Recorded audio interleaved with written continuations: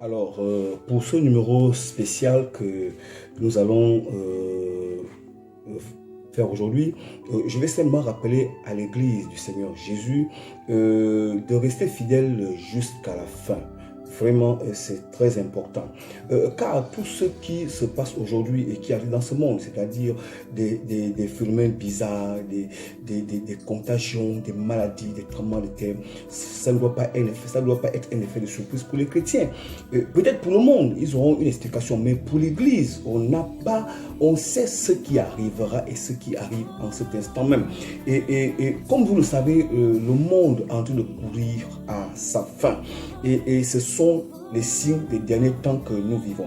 Alors, vous savez qu'il est écrit dans l'évangile de Luc chapitre 21, verset 9 à 11, quand vous entendrez parler de guerre et de soulèvements, ne soyez pas effrayés, car il faut que ces choses arrivent premièrement.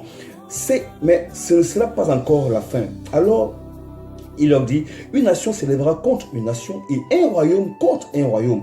Il y aura de grands tremblements de terre et en divers lieux des pestes, des famines. Il y aura des phénomènes terribles et de grands signes dans le ciel. Je vais lire la version Parole de vie. Il est écrit juste au verset 11.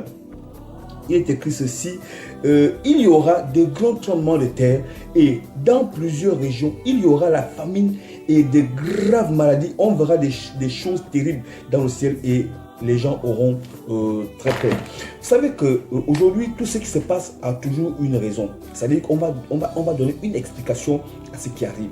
Et le monde, aujourd'hui, vous voyez, est tellement devenu rationnel que tout ce qui se passe a toujours une explication. Et parfois, ces explications semblent être vraies, mais je vous assure, les explications ne sont pas souvent vraies. Parfois, c'est erroné. Il y a beaucoup de signes dans le ciel aujourd'hui, des vidéos qui nous parviennent. On se demande, est-ce que c'est vrai ou c'est faux? Mais bien aimé, c'est vrai. L'Église, on ne doit pas être étonné des choses qui arrivent parce que le Seigneur nous en a averti plusieurs fois. Et nous le lisons dans la Bible. Pour nous parler du comportement des hommes dans les derniers jours, dans les derniers temps. Et le Seigneur Jésus nous parle des phénomènes qui se passeront dans les derniers temps. Alors, donc, j'ai envie de vous dire, il faut avoir un esprit de discernement aujourd'hui. Alors, je veux, pour cette contagion qui est en train de frapper une région, une planète,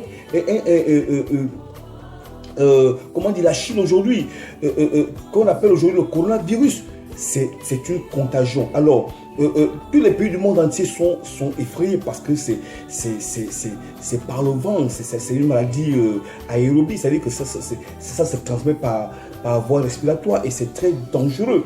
Alors, j'ai envie de vous dire, dans le livre de Psaume 91, à partir du verset 1, il est écrit, celui qui demeure sous l'abri du Très-Haut repose à l'ombre du Tout-Puissant. J'ai dit à l'Éternel, mon refuge et ma forteresse, mon Dieu en qui je me confie, car c'est lui qui te délivre du filet de l'oiseleur, de la peste et de ses ravages. Il te couvrira de ses plumes et tu trouveras un refuge sous ses ailes.